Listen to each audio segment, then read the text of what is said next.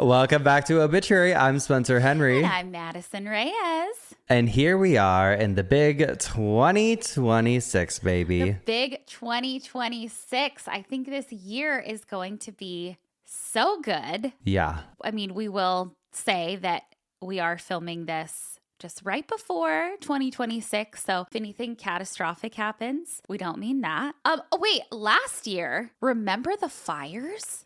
I can't believe that was a whole year ago. Was that a year ago? Yes. When were they? In January. They started like a couple shit. days after, which, you know, those were horrific. And it was scary just even living in Los Angeles and the surrounding areas, Yeah. like getting evacuated. Remember my power got knocked out? Your power got knocked out. The skies were terrible, and we weren't even Bizarre. very close to where things were happening. But I will say it has been so sweet seeing, especially in Altadena, they had their like Candy Cane Lane or their Christmas like lights area, and they still did it this year. And I'm like, oh, they're just so resilient, and like it's just so sweet. Yeah, they're all getting back. Okay, wait, not to get too off track, but I was like thinking of that because I was like thinking of like which areas were affected, and then I started thinking about Brentwood, which is where Rob Reiner and his wife lived. I feel like that was a shock. Like it's not like, oh, he's somebody that I've adored forever and blah blah blah. He was a really great person, philanthropic. He was an incredible actor, producer, director, all the things. But I wouldn't say he's someone that I'm like, oh, I really knew his work and knew of that. But I feel like just the shockwave that went out from the death, I guess probably because it was so shocking. Well, so shocking, but I agree with you where he wasn't somebody that I was like, oh yeah, that's my guy. That's my, you know. But like he's so part of just the Hollywood zeitgeist and the like old Hollywood too, because of his dad, Carl Reiner. And then you realize like, oh, holy shit. Like when Harry Met Sally and Spinal Tap and just like all in the family. Family, Meatball or Meathead or whatever. Yeah, it was devastating. It's so sad. And to be killed by your own child just feels crazy. Allegedly, I saw he hired Karen Reed's defense attorney, who, I mean, he's he was also Harvey Weinstein's.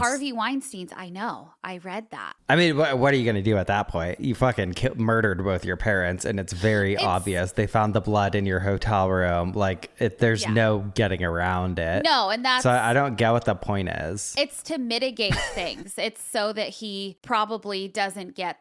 I mean, I don't think in California you even get the death penalty, but maybe he's going to try to claim insanity or whatever. Like, he's there to mitigate things, not to defend him. Yeah.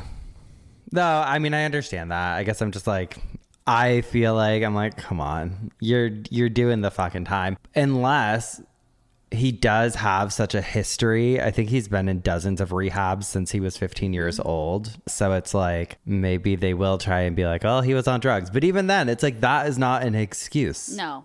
That is like, oh, I was on drugs. Sorry, I murdered this person. Yeah. And when you bring in motive and also, what is it? Premeditated. Yeah.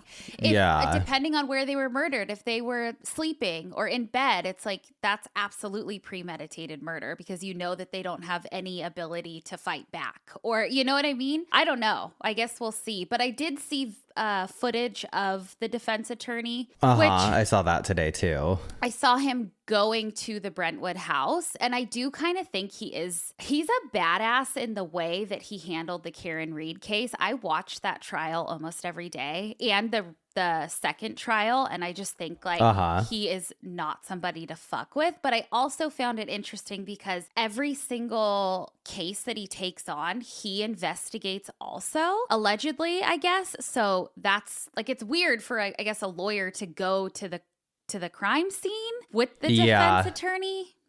So I don't know. I think it just depends. I mean, I feel like some people are more committed than others and like will go the extra mile, and that's why they become these like legendary figures. But it would be hard to be called on by like when someone was like beloved, like Rob Reiner, like to have a career with that length and that girth and not have any huge scandals attached to your name is pretty impressive. It'd be hard to represent someone who did something so awful to such a beloved icon. But I mean, someone's got to do it.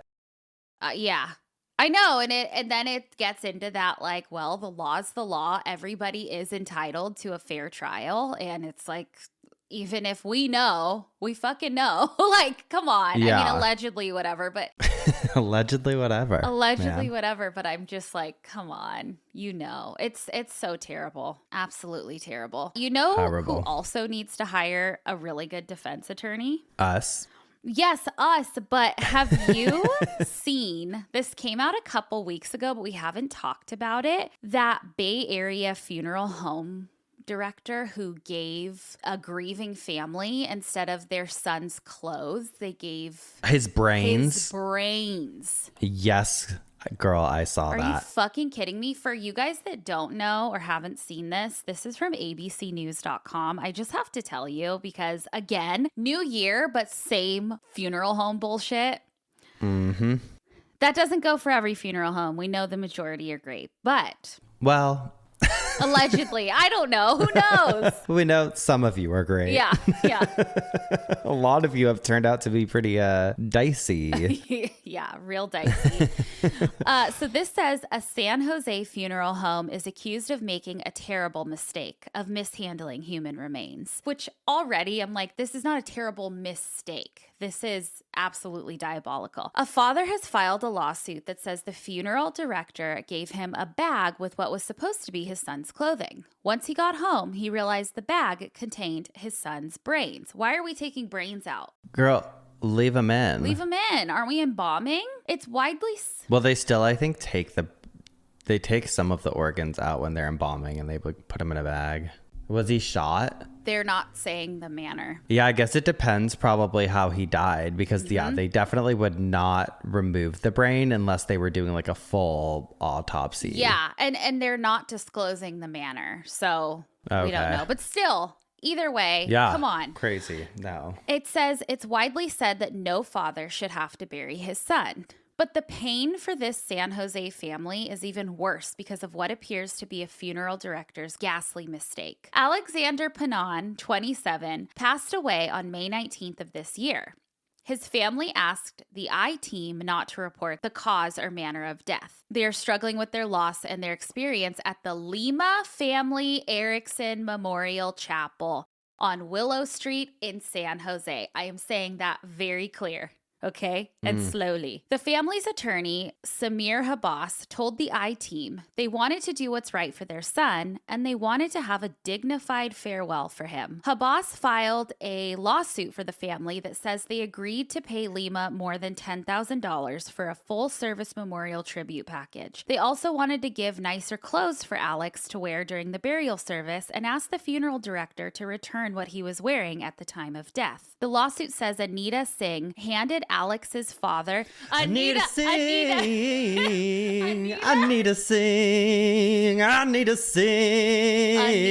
you need a different job, girl. You need a different career path. Anita needs... She said Anita Singh. Anita Singh. She's too busy singing. She's handing out brains, girl. And Anita thing. Why is she holding the brains? Because that's... Why is she handing them out? Because she's singing, okay? The lawsuit says Anita Singh handed Alex's father a bag. He went home to put it straight into the laundry and out tumbled brain material into the washing machine. I did not know about that part. The brain. Not in the washing machine, girl. Remember I was telling you yesterday, in the last year, we got new washer and dryer and they're stackable. And one of our friends had told us like, hey, I hear that those things stink. And I was like, yeah, whatever. No, they don't. These are brand new. Well, they fucking stink. The washer, I don't know what the deal is with the drainage. If anybody has any tips or tricks how to get the smell of mildew out of the washer, please let me know because it is terrible. I'd recommend showering. Bitch, I am showered. No, the worst. So like I went and got those like cleaner for the washer, right? Those little packets that you do. Yeah. And then I've cleaned the rim. I've drained the water. And I also have read that you're supposed to leave the door open after each wash to prevent the mold smell.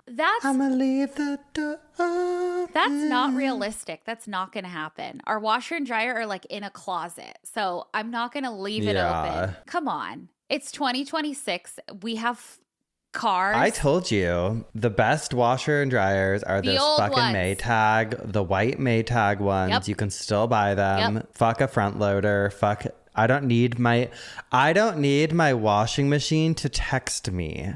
I don't need it to be on my Wi-Fi. I don't want my dryer to have Bluetooth. No. Yeah, I don't want to hear a fucking melody when you're done. Speaking of, did you see? Girl, can we finish No, this? we can. This man's brains are in the dryer. I know, but hold on. So Cisco and I have been watching that Pluribus show, and it is so good. No, I have never heard of it. Oh, it's the creator of Breaking Bad, and it's about this. It's on Apple TV. Never watched it. Dude, it's so good. You have to watch it. But Well, no, I never watched Breaking Bad. oh, come on. Breaking Bad is I missed the window. So did I, and then I watched it, and it is I know what so happens. good. So who cares? Okay. There's so many seasons. I would rewatch it knowing exactly what happens. Anyway, the main character's name is Carol. There was a woman, I'm paraphrasing this because I don't quite remember, but I remember the gist of it. There was a woman in real life who checked herself into a mental hospital because she had struggled with like mental stuff before. I think like hallucinations and just that kind of stuff. And I never had hallucinations, girl. I just wanted to jump off a bridge. Okay. I wanted to end it. She had this new refrigerator, the ones that have the TV on them and like send you messages and shit. And her name was also Carol. And so she gets a message on her TV or on her refrigerator that says like, Carol, we're watching you, or like, Carol, don't do it. Or it had some kind of message, but it was an advertisement for Pluribus. And she was like, I am absolutely losing it. My name is Carol too. I'm imagining this. I'm checking myself into the mental hospital. And she did. Isn't that crazy? That is crazy. So all this new technology is fucking with people. It's ruining things. Okay, but back to the brain. At that point, they had no idea that it was their son's brain that was in the washing machine, Habas said. They didn't know if it was mixed up with somebody else's brain, whether it was their son's.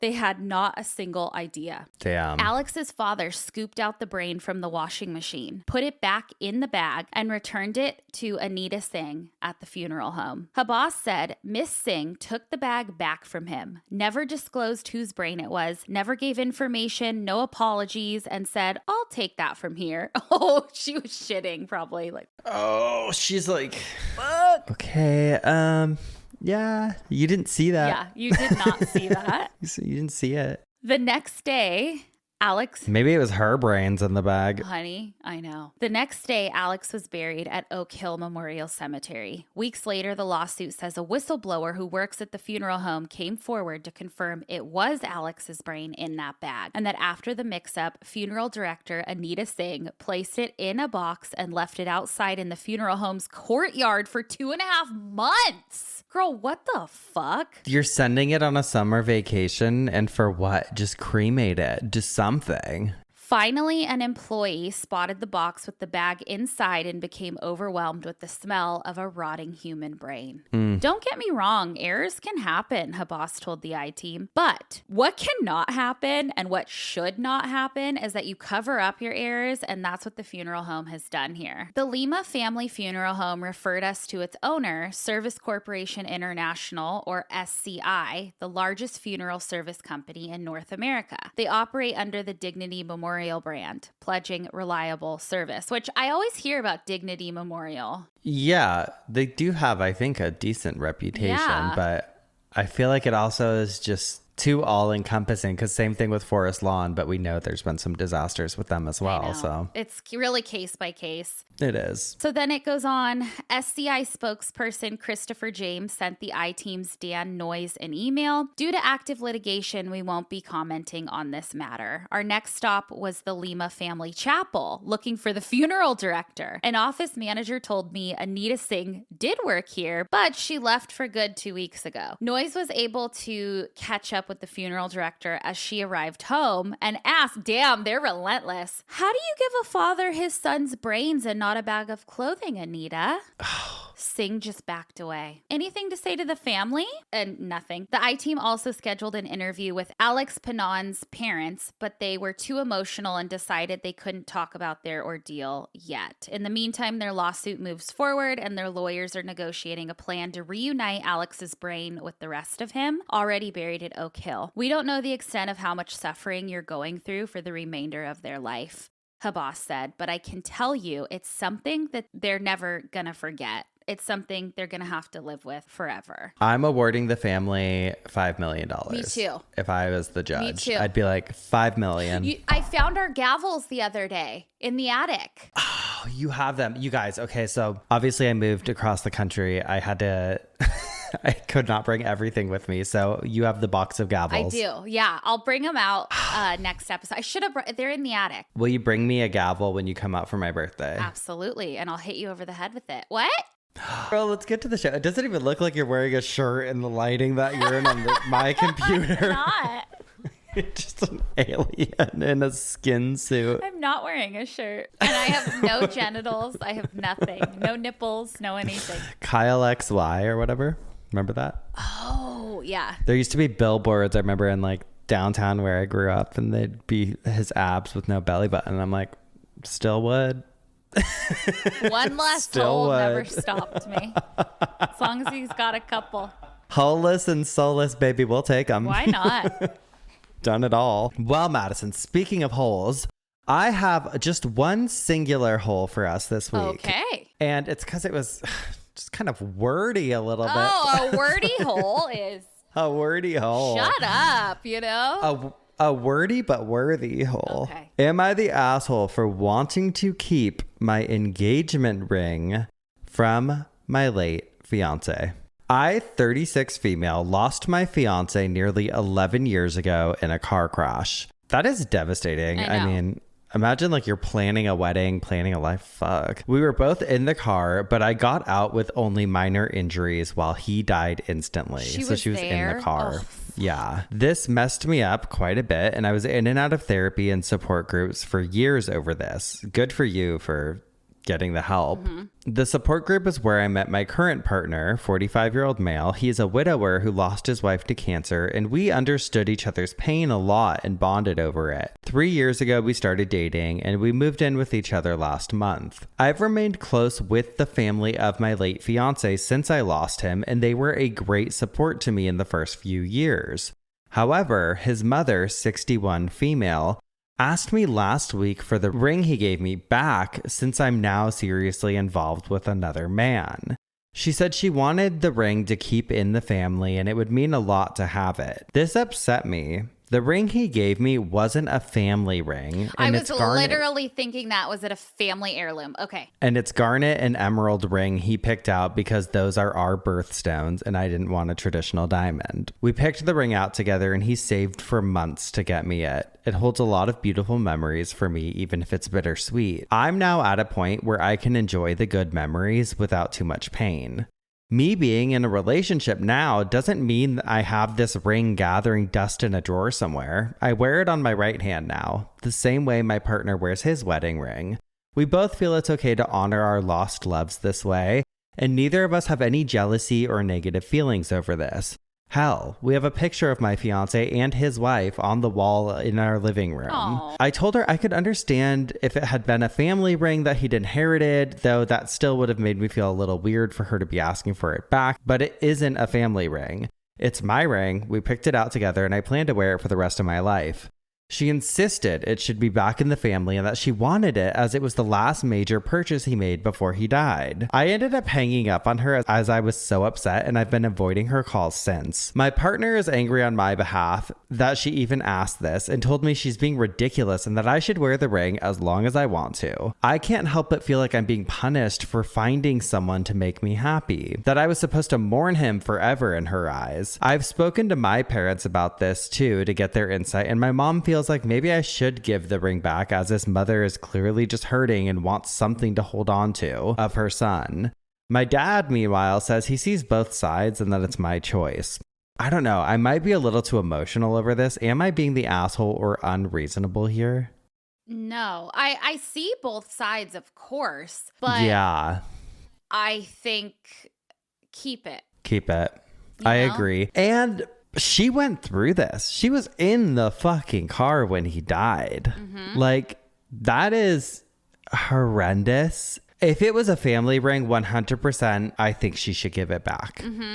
100%. If it was like, it was my mom's ring, like, I'd like it to go. And especially, I mean, we don't know the circumstances. Is there anyone else that could even be proposed to with it? But when she said it was the last big purchase he made before he died, that made me feel like it was about money. Yeah, and it has their birthstones. Like, that's... Yeah. Yeah, I mean... Or I'd get petty and I'd be like, okay, I am going to remove our birthstones so that I can turn them into something else, but I will gladly give you the piece of metal. Yeah. How about that? I mean, it is a piece of jewelry but I mean, things are sentimental. It doesn't matter. So... And she honors him. And like, I have to shout out that like, I love that her and her new fiance, or not fiance, partner, she says in this, have a similar story. They're so comfortable. Yeah. They're like, okay, yeah, we want to keep the memory alive. And that is such an important thing to bond over. So I think that's cool. Yeah. Yeah. I don't think she's an asshole. No. But I don't. Agreed. I also have sympathy for the mother, of course, but sure, there's other things, not the wedding. It's always hard. No, it's always hard too, because we're hearing one side of the story too. This girl, what if she was a monster? the mom's like, well, actually, she was too drunk to drive, and that's why he drove that night. We never know. Yeah.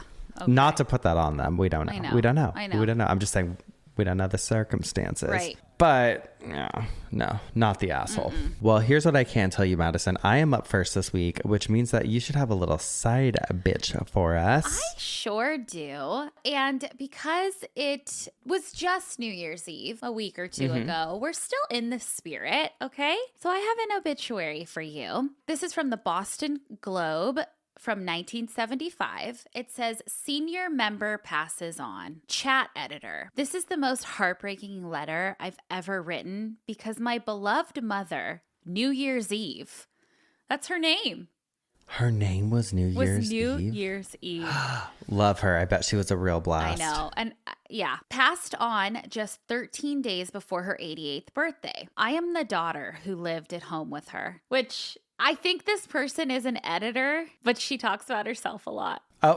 Ooh, she had been a senior member of Confidential Chat since 1908. I believe it was called the Household Column then. It was so helpful to her over the years from young womanhood into the later years. And when her eyes became so bad she couldn't read it, I would read it to her. I am sure that Just Keep On, Senior Citizen Progressive Pilgrim, Little French Doll, Autumn Addict, Francie, Pomander's Child, Mama C, Sunrise Serenade, Mary, and St. Jude, Candy Heart, and many other chat members will remember her, which I thought was interesting. It's like these people's chat names. Okay. Even when her eyes were bad and she was in pain, she had so much courage even when she was in bad pain. She was always thinking of others. My father died when I was 10 months old, and my brothers and sisters were very young. She was a wonderful mother and worked very hard to keep all of us 8 children together. She was intelligent and so mentally strong and inwardly strong. Loving daughter, Barbara of New Year's Eve.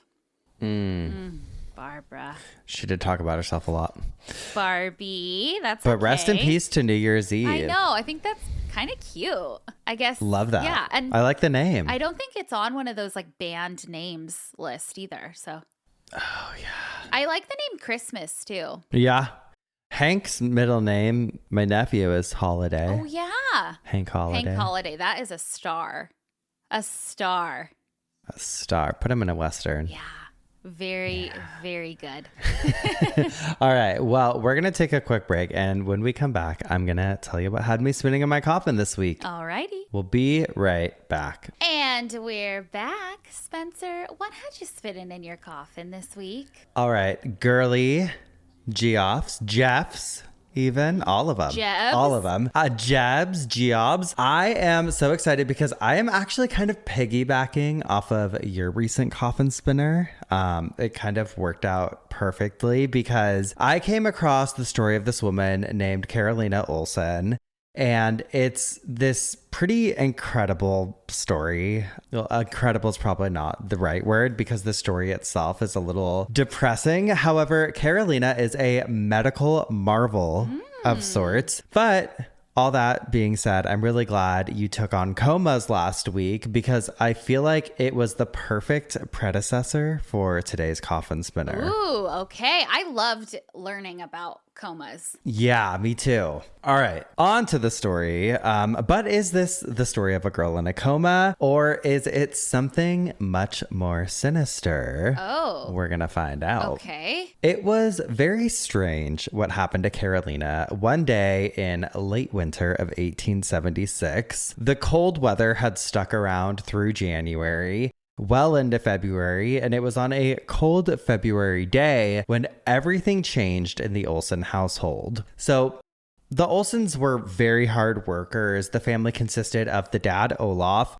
who was a farm worker and sometimes also worked as a fisherman. And a snowman? And he was an animated snowman as well.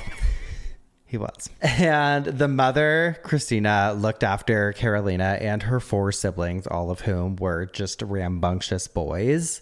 So Karolina was the only girl. And she was 14 at the time this took place. Okay. So the family lives in this very modest home in Öknu, Sweden. And the kids were constantly playing outside with each other, Just roughhousing out. Yeah, hellions. And it was on February 22nd that Karolina started complaining to her parents that she had this really bad toothache that seemed to come on out of nowhere. And if this happened in today's world, the parents would probably have responded very differently. But at the time, you know, good old Victorian era, Olaf and Christina were like, well, shit, this is probably witchcraft. Of course. That's the only plausible solution. Only plausible solution. Yeah. It seems like it's a big leap, right? Because I'm like, come on, like, would they actually jump to that conclusion just from it being a toothache? I know, but in all actuality, I mean, there was a lot of fear back then, especially in the Victorian era, I guess, when it came to toothaches specifically. Whether it was witchcraft or something even more demonic, it caused hysteria within people when a toothache happened. And I would be remiss, Madison, if I did not mention something called toothworms. I don't want that. Okay, I cannot believe this has never come up in my research before, but back in the day, there was a theory that tooth pain or decaying teeth were caused by a creature known as toothworms. And the idea was that the worm would burrow itself inside of like a tooth cavity and then just kind of tear it up from the inside out, causing like decay and damage. And this was a very, very naive theory, but also you can kind of see the logic behind it because if someone has a cavity, it's like a hole in the tooth, right? And so they kind of were assuming that because there was a hole, a worm probably made its way in, as if it was like an apple. Yeah. Yes, exactly. So that's kind of where I think the thought process there was. And we obviously know today this is a myth, but it took a really long time for us to get to a point where we understood like how bacteria works. As we know, we've talked about surgeries and all just the fucking wild, non-existent information that was out there. Like the way people just were operating literally and figuratively before is foul. Yeah. Disgusting and caused a lot of unnecessary deaths and is probably the reason why people were not living to a certain age before. Yeah. Or like how even cavities happen, you know, or like erosion, that we've learned, like how important it is to protect the enamel on our teeth, how cavities come to be, sugars at the root of a lot of it. As like nonsensical as it all sounds to us now, it's like, well, we kind of had to go through that to get to where we are, you know? Exactly. Like there wouldn't be us now without us then. But it's also, yeah. We wouldn't be us without toothworms. There, we said it. Someone had to. No, but what is strange is that like it is so recent. Like we've talked about this before too recently just with each other, but like the technological advances that we've made in the last 100 years are so significant, and it's increased so rapidly. Like just the amount of things that are out there, the amount of new information coming forward, the new technology, like everything that's out there now. And then you look and it's like there were centuries where they were making progress on things, but nowhere near the amount of progress that came during the last 100 years. And that's why I'm like, aliens. Maybe. I think. We didn't make it this far without him. I did an episode on Eisenhower, on Cult Leader, and his alleged meet and greet with aliens, and like how pretty much technology took off from then on. Okay. And I kind of believe that. Okay. I love it. Anyway, toothworms. So it wasn't until, like I was saying, like the 1900s that we started getting like more information, or like we stopped believing that toothworms were the cause of this. But there was a long period of time where they just were coming up with wild theories like worms in your teeth. And I want to share, there was a few different visual descriptions that people had for toothworms. And I read an article on the National Library of Medicine published by W.E. Gerabek. And it said, quote, there were many different ideas with regard to the appearance of toothworms. I was thinking, I'm like, okay, so did they find any worms? What did these look like? There's like images of like teeth with little worms in them, but they're not real.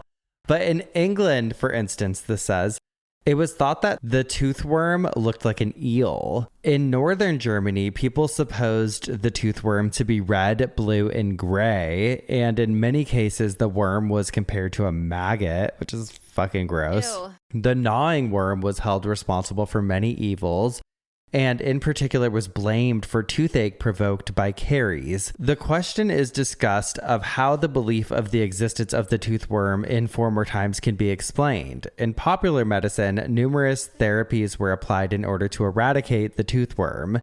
In addition to the fumigations and henbane seeds, which allowed the toothworm to develop in the form of burst seeds, there was also magical formulas and oaths. Basically, like, they really were trying to combat toothworms at a certain point in time. That's what I'm gathering here. I'm like, this was like a real thing. They were like, yeah. And I'm like, they're seeing things. I'm like, are they seeing roots and thinking that like roots are worms too, you know? Just probably high on, you know, arsenic and yeah, heroin, and just those are worms, girl. Hallucinating. Who fucking knows? Yeah. In some further reading, I found a lot of stories, or folklore rather, with mentions of tooth pain associated with witchcraft or demonic presences. And this belief that teeth could be used to curse a person or even control them is documented in several ancient texts. Can I say really quick? Yeah. That when I was cleaning out the attic, that's when I found the gavels. I found quite a bit of teeth. My teeth? Your teeth? My teeth, a baby tooth of mine. You have my wisdoms. Yes, you gave them to me for Valentine's Day. I love them. But, well, listen to this. Don't get any fucking ideas, because the Balkans, it was said that if someone found a person's tooth and put it in a doll, they could manipulate that person's thoughts and actions like a voodoo doll, essentially. Don't you do it, girl. Don't you fucking do it. Oh, there's my earring over there. I lost an earring so long ago. It was a little pearl earring, and it's down on the floor. Sorry. Exciting. That is the work of the doll. That's the worms. The worms made me do it, Annie. And then they got RFK. Oh, they got his brain. Allegedly. Allegedly. In an article on clinicalvor.com, they wrote, quote, in Russia, teeth were associated with protection from evil spirits. The loss of a tooth, especially a child's, could attract the interest of demons. So parents would burn fallen teeth to protect their children. It goes on to say this link between teeth and the supernatural is reflected in many other cultures, such as Japan, where teeth were used in rituals to protect against diseases and plagues. Wait a minute. I'm going to need you to do a full breakdown of the tooth fairy then, because I guarantee there's crazy origins. Oh. You know what I mean? I'll come back with the tooth fairy episode for you. Okay. Thank you. What a lot of this made me think too. Remember how I talked about this recently, but when I went to Lizzie Borden's house, I had that crazy tooth pain. Yes. Just for that trip. Never before, never after. Like, weird. Yeah. That's just the whole time I was weird. there, it just hurt so bad. Oh, weird. Yeah. Wow. Okay. I know. Anyway, it's all interesting to think about. I don't want to go too far off. We're here to not talk about tooth worm. We're here to this went tooth far, okay? And truth be told, it's time to move back to the point of the story, which is talking about Karolina. So we left the night of February 22nd, and she's got a toothache. Okay. Also, let me say this: 222, tooth, 222. February 22nd, second month of the year. It was on the 22nd day, 222. Okay, here we go. Okay. She's got a toothache, and her parents are concerned that she might be under attack by witches, perhaps under a spell of some sorts. I neglected to mention the first time that several days prior to this incident, I think 3 or 4 days before this toothache came on, 14-year-old Karolina had been playing outside with her brothers when she slipped on the ice and hit her head. Which is a much more likely cause of what happened after. Yeah. But it could be witches, could be demons. We don't know. Okay. It is eerie to think about the notion that maybe something sinister was going on, and you'll see why. So the evening of the 22nd, her parents tell her, like, you need to go to bed. Like, we don't know what's going on. Sorry your tooth hurts, girl. Sleep it off. So she goes to sleep, but the next day she doesn't wake up. She probably had a concussion. Okay. She's not dead. She's just asleep. Another day goes by, doesn't wake up, then another, and Karolina is just not waking up. Okay. This would go on for the next 32 years. What? 32 years? That's how old I am. Holy shit. I think you're a little older than 32. Wow, I can't believe my whole lifespan. 32. Plus some. No, 32 years. Wow. That is fucking crazy. And you know what's crazy is I don't know, but was she buried alive? Like, you know what's crazy is that you could probably, if anyone I had to bet money could sleep for 32 years in a row, it would probably be you. I know. I could. You're winning that contest. I could. I love to sleep. I was calling her this afternoon. I was like, no, it was morning for me still. It was What 9. time? It was 9 something this morning. No. I'm going to put the call log. Austin, I'm sending you the call log. What? No, you called me? Hold on. You called me? It's like 10 o'clock. Oh, I almost just called 911. Okay, hold on. I did. Call him, girl. 9:48, girl. Read it and weep. Okay. Yeah. Fucking insane. So as I mentioned, the family was not in any stellar financial situation, right? They were barely scraping by. So her dad, he couldn't just call a doctor to come visit. They just couldn't afford it. So Christina did her best to take care of her daughter, and she would force feed her milk twice a day. And then I guess intermittently throughout the day, she would pour sugar water down her throat. Okay. I'm like, she's going to get scurvy or something, right? Like she needs vegetables. Protein and sugar. Yeah. Cause like if she's not consuming anything else, she needs that sugar. I don't know, girl. But I do know in a very sweet community move, the locals all came together and they collected enough money for a doctor to come pay a visit shortly after Karolina had stopped waking up. Oh. So this physician comes, but unfortunately he cannot get her to wake up. But I guess he was like doing things like poking her with needles. Yeah. Like some good old 1800s shit, right? Squeezing her nipples. Smelling salts. I want to try those. Me fucking too. So every time I see a video of people like pranking with smelling salts, I'm like, I want to do it. I know. I just want to know what it feels like to be alive. Or I see people do it before they lift. And I feel like they're like going to do a deadlift or something and then they're like... I feel like that's probably the way to do it. Girl. I feel like I'd flip a car or something. Hell yeah. I think they even tried like holding like spices or like I don't know, burning her mouth, I guess, with spices to like try and get some sort of reaction, but they weren't getting any reaction, allegedly. So he leaves determined that he's like the first one to say like she is in a coma. She's in this comatose state. I don't know if she's probably ever going to come out of it. Now, this doctor would come back periodically over the next year or years and document. She became known as the sleeper or sleeping beauty of Oaknew. Ooh. And other members of the medical community started to learn about Karolina and were just fascinated by her story. What was eerily noted by some of the physicians, though, was that her hair and nails did not appear to grow at all during the years that she was in this coma. And I kept seeing that called out in different articles as like this medical marvel. And I was like, okay, yeah, but like her mom was with her.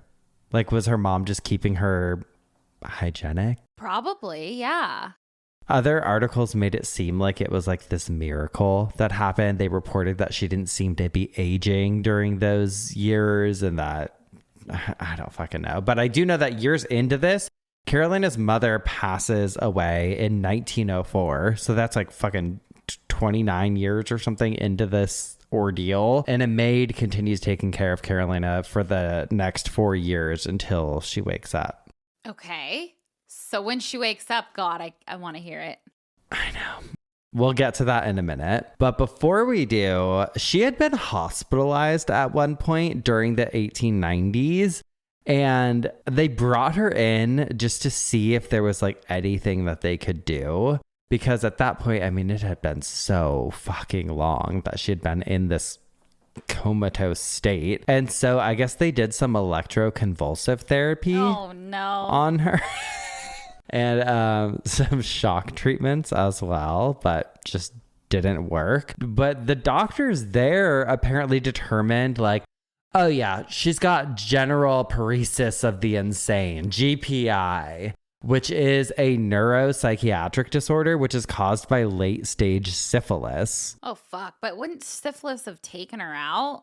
Come on. Yeah, exactly. So first of all, I think the reason that they like came to that conclusion was because it was happening a lot at the time, but they're like GPI, that specific condition can cause profound alterations in consciousness, extreme withdrawal or catatonia, which is a pretty name actually, catatonia. Yeah, so my daughter catatonia. Feels like Hunger Games something. Okay. Katniss. Yeah, maybe that's why.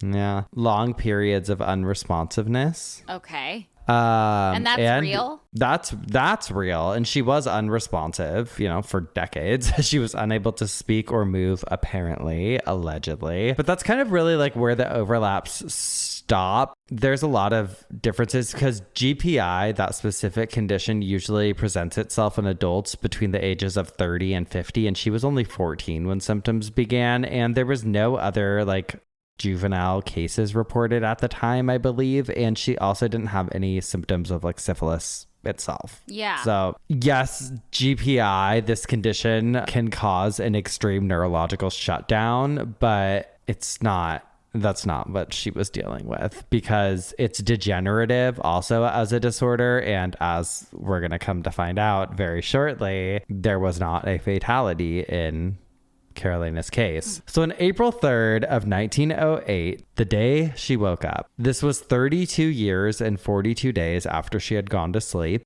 Fuck. She was found in her room jumping on the floor, I guess, and like, girl, I'd be too. Get me out of bed. I'm like, whoa.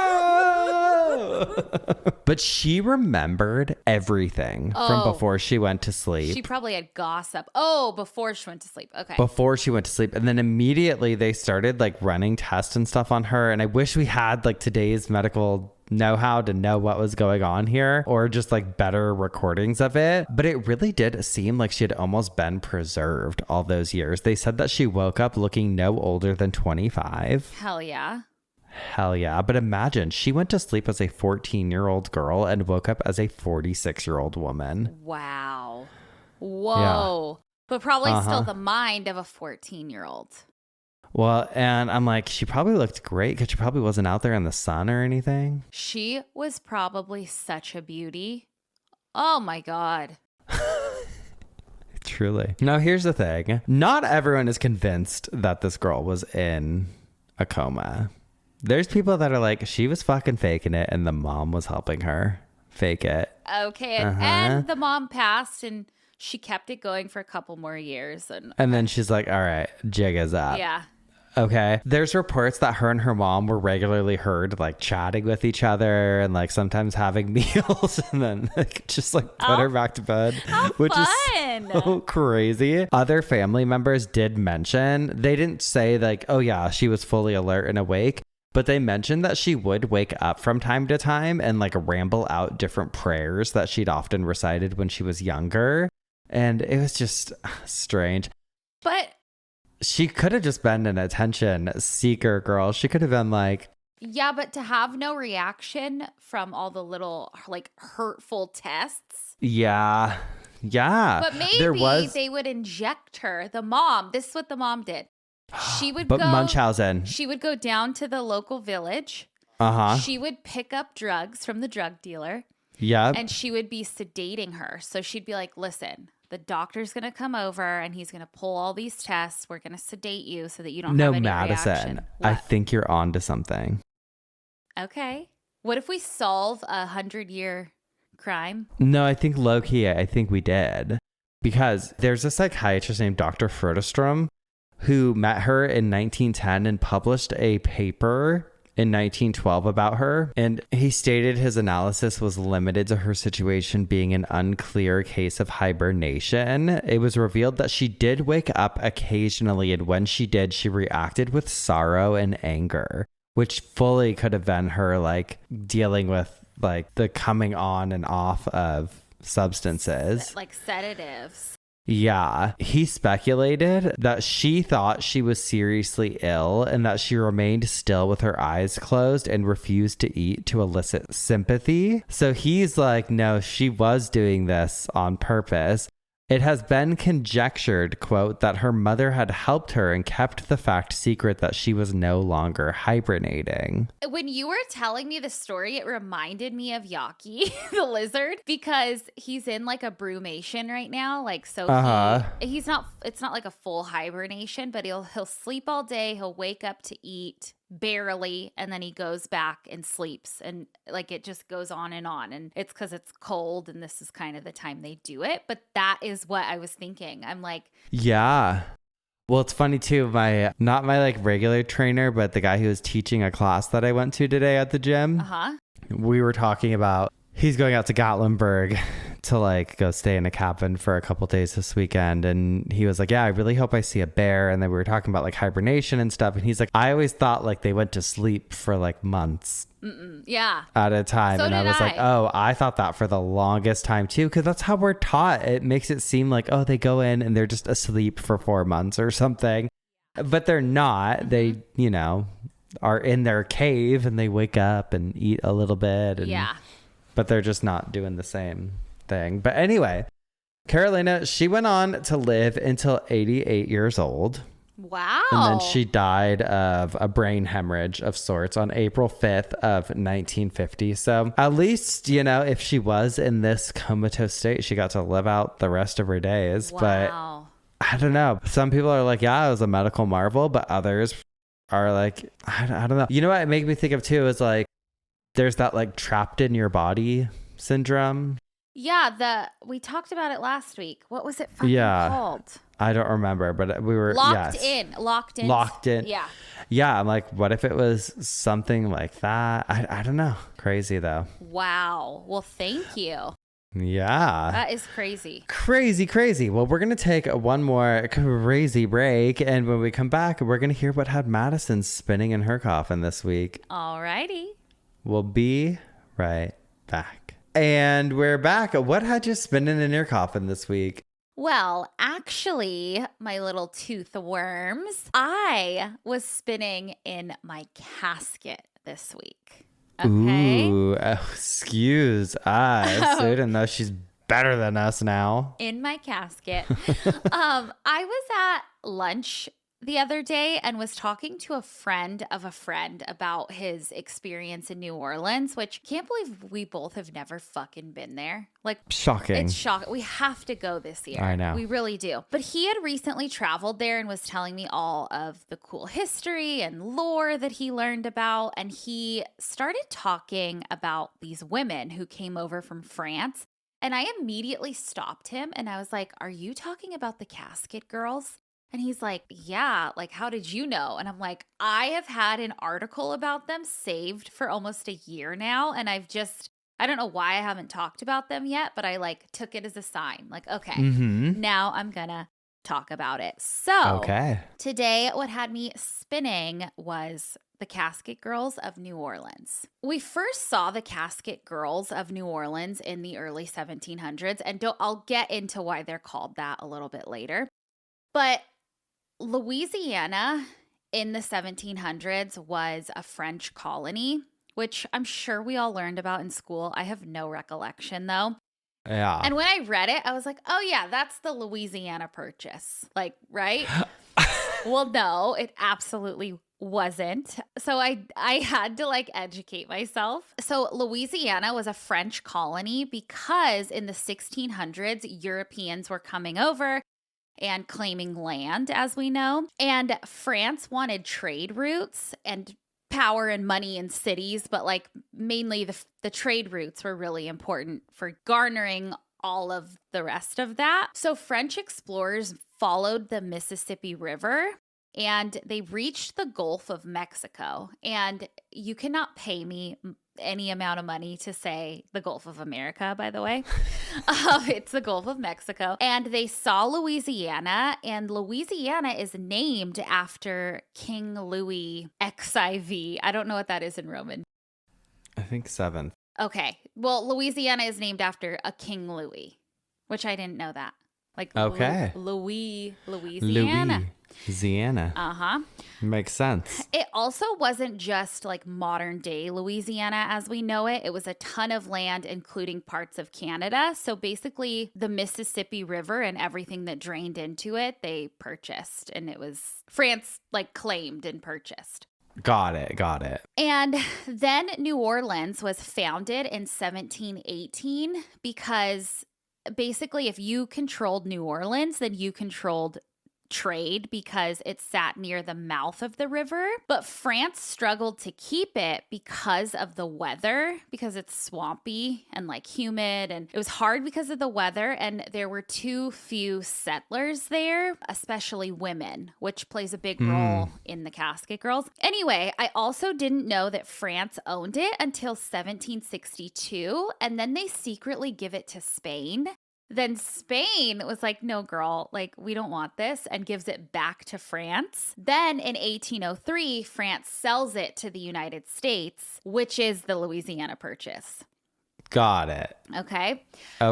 So I say all of that to say, because I mentioned how it was hard for France to maintain Louisiana and stick to their plan of control and trade and wealth and power and all that, because there were so few women, which meant not enough settlers and not enough baby making, honestly. At the time, it was like hot dog central, like just a bunch of soldiers and laborers and just sausage men. Fest. It was a sausage fest, yes.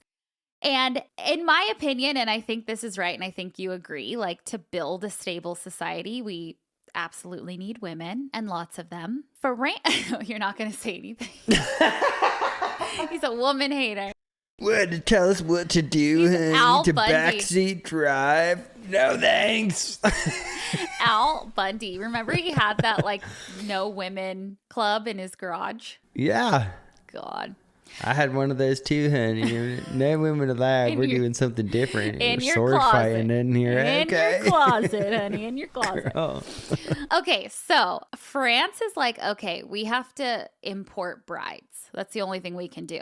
And Brides? Brides, yes. Okay. So first this goes poorly. France decides to clear out their prisons and their brothels and sends these women to Louisiana. And these are known as the correction girls, I believe. But yeah, shockingly, it didn't work. It didn't create families and wives. Then the church steps in France and is like, okay, let's try this again, but let's send girlies who aren't going to start to rebel. And who aren't criminals. So they sent the Casket Girls. And Okay. historians estimate like several hundred women ended up crossing over the ocean from France to Louisiana. And the Casket Girls that they sent were usually young, sometimes orphaned, sometimes poor, but from like really respected families. And some were recruited from places like convents. I think all of them were Catholic and considered virtuous and just marriage material. Why were they called the Casket Girls? I gotta know. Okay, so originally they weren't called the Casket Girls until later, I believe. Okay. I've heard them be referred to as the Pelican Girls also. Because they had mouths. They were ready. They had mouths on them. They were called the Casket Girls because each girl was given a small wooden trunk. And in French, it was called a cassette. But in French, it's à la cassette. And in English, it's translated into Casket Girls. Huh. Inside of their trunks were basically everything you would pack in a suitcase. So clothes, personal items, hygiene, like all that. But also because the trunks were small and boxy and wooden, and I'll put a picture up, they looked like little caskets or little coffins. Okay. They look like, yeah, caskets. So they were like the OG goth girls walking around with little coffin-shaped or casket-shaped bags. Yes, and they arrived like on a ship and they were so pale. God, I wish we had that reality show. I know. Casket Girls. Totally. These girls had to take like a months-long voyage on a ship to Louisiana from France. Yeah. And a lot of them died of yellow fever and other diseases. But the ones that survived arrived in New Orleans around 1728. There were like different waves of them, but this wave that I'm specifically talking about was like 1728. Some already had marriages like fully set up and ready to go, but many unmarried women were placed under the supervision of the Ursuline nuns, which I don't know. I know your grandma's name was Ursula. I love the name Ursula, but it's a crazy name. It's a strong name. It's a strong name, not crazy. It's a strong name. You don't fuck with Ursula. Yes, I know. So they were under the supervision of the Ursuline nuns, especially after the earlier waves of women had experienced some abuse and like exploitation, which I'll get into. But the Ursuline nuns basically babysat them until they had marriage contracts like signed, and then they could place them in homes. Yeah, a lot of talk about mistreatment. A lot of those women were set to be sent back to France. I guess the king was like, okay, if they're being mistreated, like bring them home. And also the girls had to adjust to the climate and like learn about colonial life. And I read that they were, extremely pale, which made people talk already. And also they would get burns very easily. And while they were adjusting, they were burnt up. Okay. Anyway, lots of the women became wives and mothers, and I've read that they were like the first bloodlines of Creole in New Orleans. Oh. And some like prominent families can still trace their ancestry back. And I was reading an article, I have it linked, but somebody wrote about their like great grandma who was a casket girl. So yeah, it's all documented. Okay. But the Casket Girls really did do their thing. Like they stabilized the colony, they created families, and they helped turn New Orleans into a functioning city. So they did their job. However, there's a shit ton of vampire lore connected with these women. First of all, I read that the Ursuline convent that housed them is still there, and there's still pictures of it, and there's like a lot of ghost tours, and you go to that convent. Okay. And it, I think, is the oldest building in New Orleans. So according to local lore, once the girls arrived to New Orleans, some of their paths kind of diverged. So some of them went off and got married. I think some of them might have liked New Orleans and just stayed and never married. And then some obviously wanted to go home. So the girls who are not yet married and wanting to go home were housed on the upper floor of the Ursuline convent, which was basically the attic. Okay. There are stories that say it was just their trunks that were housed for storage up there. Other like interpretations of it say that they were housed up there as well. And they slept in their trunks like little caskets. No. So when the nuns made arrangements and it was like time for the remaining girls to go back to France, I guess the nuns went up to the third floor attic like to get the girls' trunks.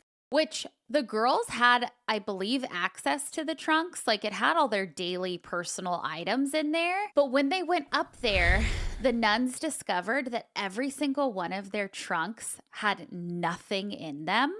Completely couldn't, and it wasn't on the girls. Like they couldn't find anything.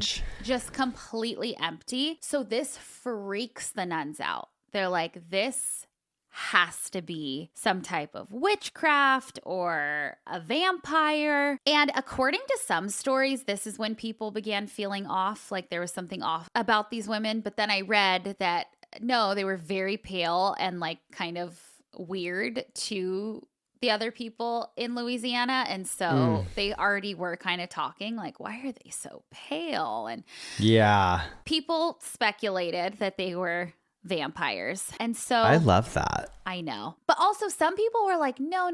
Like they're not vampires. That's crazy. What they did was some kind of unholy spirit got into their caskets and they traveled here like unknowingly with them and let them out in New Orleans.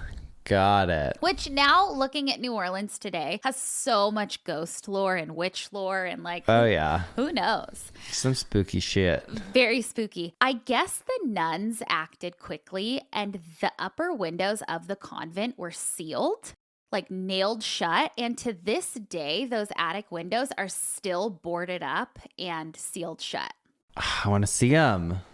Yeah, I'll post pictures. I should have sent you. Sorry. Well, I want to see them in real life. I mean. Oh, I know. So from neworleans.com, it says, quote, fearing something supernatural was afoot, the nuns went out of their way to ensure nothing and no one could enter or exit the space again. While some stories say those shutters were nailed down with nails blessed by a pope, Pope John Paul II, the first pontiff to visit New Orleans in 1987. So one might assume that these nails were brought to Rome for blessing, then shipped across the Atlantic. The addition of vampirism to these young women's tale, whether the casket girls themselves were the vampires or their caskets were their method of carrying vampires across the sea to the New World, is much more recent, I guess. Huh. So who knows? So I was thinking, I'm like, okay, so where did these girls go? Like, what happened to the ones that wanted to go home? And yeah, we have documentation about what happened after they arrived. Like, we have marriage certificates, we have church records, we have burial records, we have some census stuff, but there aren't any records of like ships coming to pick up these because they're girls. vampires, girl. Who knows? Yeah, maybe they just disappeared. And we love that. They're still living, you know? They're walking up and down Bourbon Street. Walking up and down Bourbon Street. Yes. I did find something in like the newspaper archives. I wanted to see if newspapers were writing about them. And the Kansas City Star from 1926 talks about them, which again was like 100 or 200 years later. But they talk about a petticoat rebellion of the Casket Girls. There's just a couple bits and pieces I wanted to read you. It says the girls were most popular and wedding followed wedding. Duels were ever popular in the colonial Louisiana, and the first and one of the most dramatic was fought for the hand of one of the Casket Girls. Wow. So they were a hot commodity. Okay. Okay. Casket Girls. The Casket Girls. But But I guess the Casket Girls were angry at all of the cornbread that they had to eat. I guess their diet was basically cornbread and squirrel.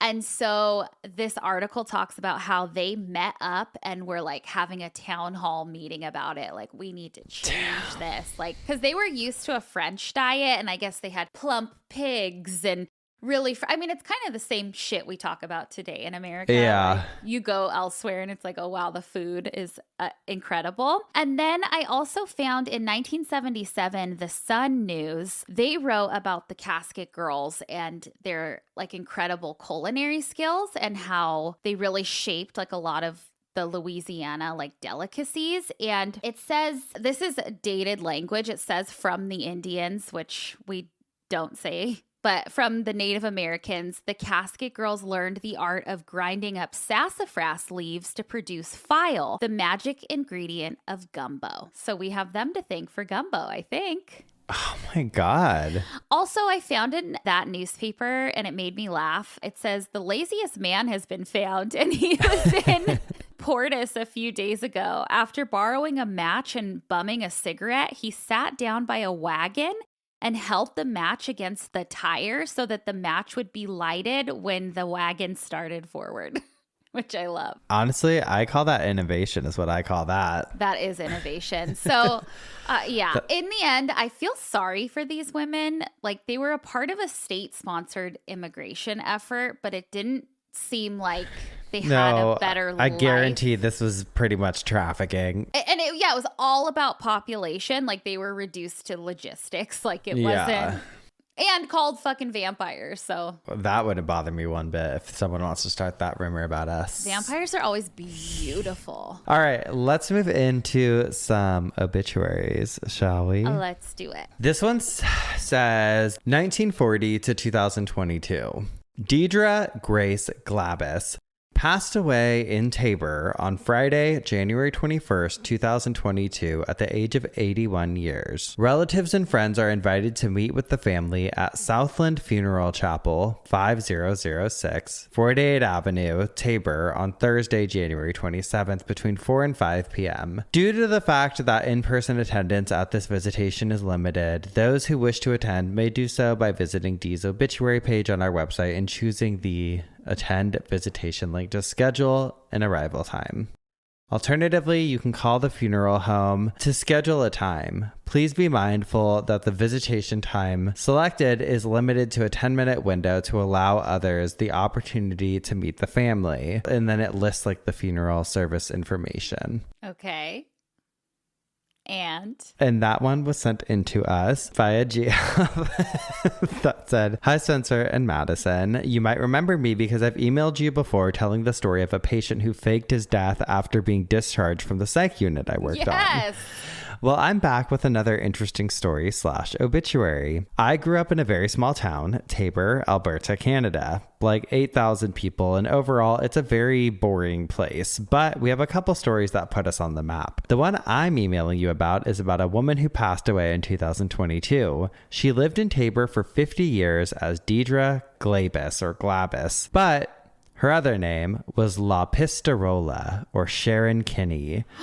Kinney was famous for killing up to 3 people, escaping a Mexican prison in 1969, never to be found until now. Oh my God. Recently, it came out that she had lived the last 50 years in my town, hiding out in our sleepy town, working as a realtor, volunteer, and more. I guess she also married twice to people in Tabor, and both her husbands died before her. Maybe sus, maybe not. My family had a little bit of contact with her and her kids, and were none the wiser. I tried to find her obituary, but it looks like it was removed from the website, but I think it was back. So I guess someone this year tipped off law enforcement. They matched her fingertips to old ones on files, and this story will be my claim to fame for a while now until our next wild Tabor story comes up. XOXO, the psych nurse who still doesn't want her name used.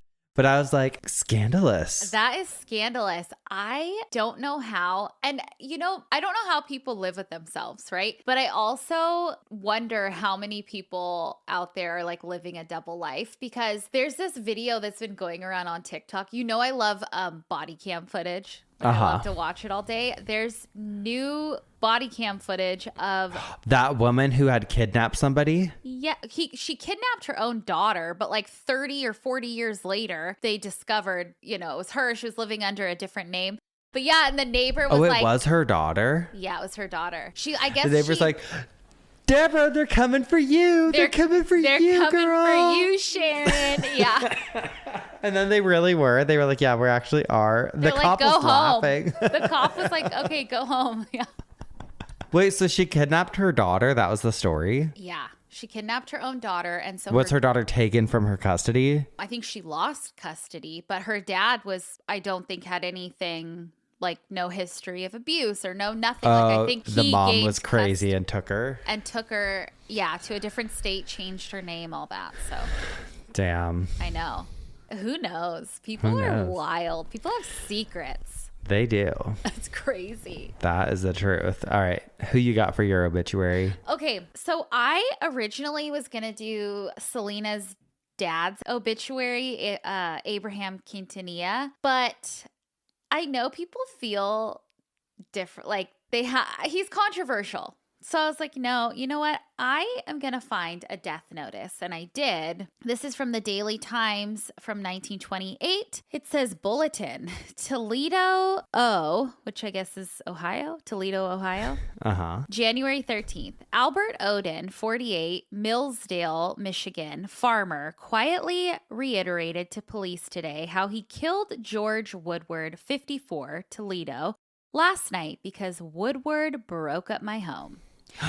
I just killed a man and he deserved it if any man ever did, Odin told police as he surrendered. The farmer said he stabbed Woodward with a banana knife. Woodward died on the front porch at the home of patrolman Carl Varner, where he sought refuge from Odin.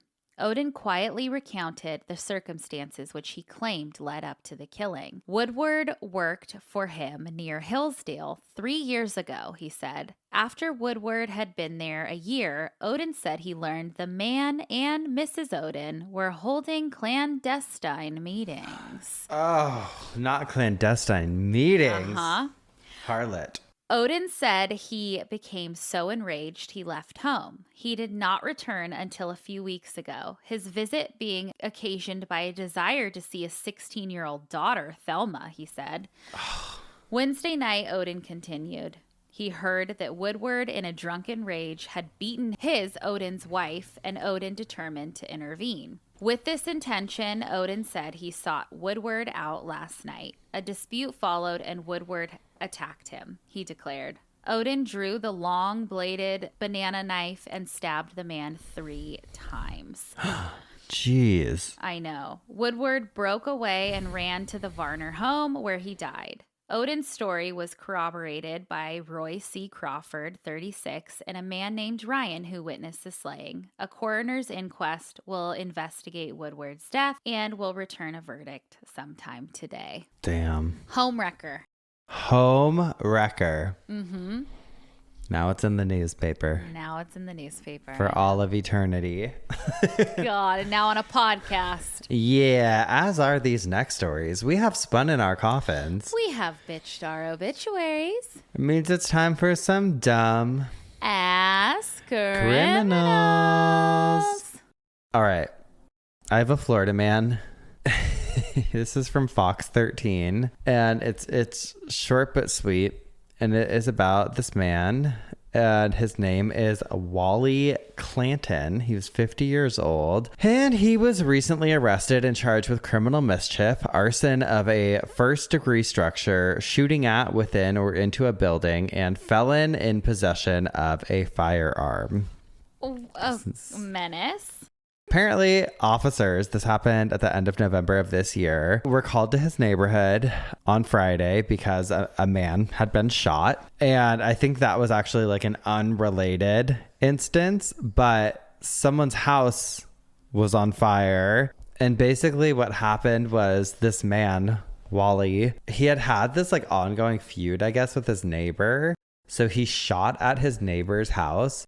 But in doing so, I think it ricocheted and it hit something in his house that lit his house on fire. So No. he was like trying to like fucking attack the neighbor and then ended up burning his own house. That is like that fire. old saying of like karma or holding a grudge is only like hurting you. Girl, I love though. There's nothing better than like, I love those instant karma videos. I will watch minutes upon minutes upon minutes of those, but like where this guy, you've probably seen it, he's like walking in a crosswalk and he's like shaming the car and then he walks into a pole. Yeah. And then he's like, yeah. Anger makes people just fucking ugly. Crazy. Oh my God. Okay. Well, I have one that was sent in to us and from somebody named Madison. So I had to read it. Oh, that's the way to get your email read, folks. Thought you would get a kick out of this dumbass criminal. Longtime listener. Love you both and your podcast. Love, Madison. And I laughed when I read the headline, so I'm not going to read it yet. This is from CBS News. A man was charged after he allegedly took off his clothes at the front desk of a Planet Fitness and exercised naked, naked Sunday, according to local reports. He also told police he thought the gym was a judgment-free zone. Good for him. Good for him. Eric Stagno, 34, was arrested without incident and charged with indecent exposure, lewdness, and disorderly conduct after police responded to the crowded gym. Wait, I love imagining someone naked. Is that his mugshot? Let's see working out. He does not look 34. Sorry. Oh no, not who I want to see naked at the gym. I want to see anyone naked at the gym. I love it. No, listen to this. When officers arrived, they found him there completely nude on his knees in a yoga type position.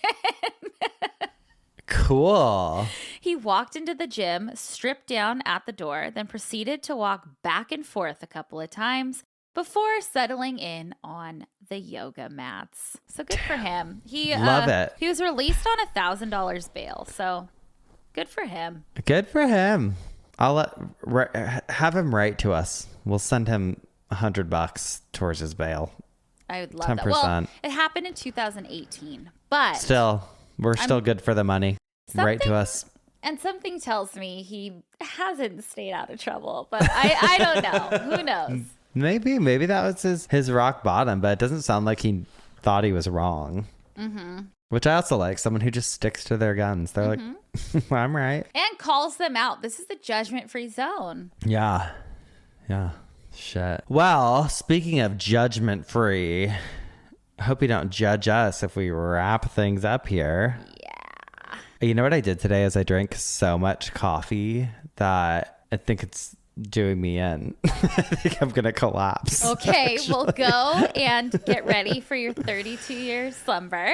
Yeah, I'm gonna actually go to bed for the next 32 years. Don't wake me. I won't. Don't wake me. But we'll be back next week. I'll come out of my slumber just once a week for some more coffin spinners and obituaries and dumb ass criminals. Goodbye. Goodbye.